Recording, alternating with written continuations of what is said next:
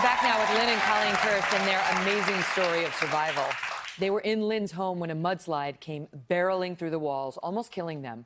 With seconds to spare, Lynn got herself and her 93-year-old mom, Colleen, out of the home and took shelter on a pile of debris in her backyard. And then came the truck. You made it to your truck, yes, where you had your prepping supplies. Yes. And that truck you would ultimately use to help many people in your neighborhood. You said that truck died, but it died not in vain. Not in vain. Tell us what you mean. Well, we got to the truck. I mean, I got there first and put on my shoes so that I could go back and rescue my mom off the top of that debris pile. And then finally, which wasn't easy because she was stuck up there. I mean, her legs were caught. Oh, I had my legs were under an iron bar, and I couldn't get them free. Yeah. And I kept saying to Lynn, I can't get my feet out from underneath that bar. And she said, Mom, just keep trying because you gotta get out from under that. We're getting you out. And I did wiggle it out enough. So, you know, here we are. I'm in my pajamas. She's in her nightgown and barefoot. Well, it was a little embarrassing. No, but on the other no one cared. Anyway, but I carried her to the truck and started the engine and was able to turn on the heater in the truck, and the radio on the news. So I was able to listen to the news. So I knew what time it was and I knew what was going on. And I changed into my clothes that I had in the backpack, threw my muddy nightgown out the door. Prepper. Yeah, you know, it really... It's like going through a tragedy with somebody in 7-Eleven.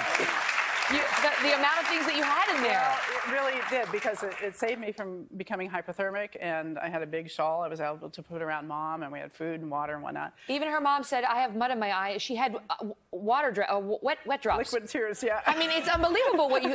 My mouth was full of mud. Yeah, it's inspirational. Water. So you helped many people because you paved a path with your truck. Yes. And the truck was dragging the mud, but it got you out and helped get them out. A fireman who came and rescued us, I have to give him a shout out. His name was Dustin McKibben. He was, and I'm going to hunt him down to thank him in person. He was great. He was an extremely brave young man, and he got to the truck, and eventually we sheltered in place for over an hour, but then he came back and said, we really have to go because there was a big debris pile that he was afraid was going to take us out with the next rain cell that came through. And but the truck was wedged in there, and he said, is this thing four-wheel drive? And I said, yeah, it is, but we're not going anywhere because there was so much debris up under the wheel well. Yeah. But he said, you know what, we don't have a choice. He said, he couldn't carry my mom as far as we needed to go. The mud was too deep.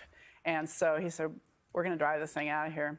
And he said, get in, hang on to your mom, and brace yourself. And that fireman, he rocked that truck. He broke it loose from the debris. And thank God I had parked it facing downhill, so we didn't have to turn around because there was no place to turn. Thank God it's right. So we just got right out into the neighborhood, and he used it as a bulldozer so that other cars could get out behind us carrying other people in the neighborhood.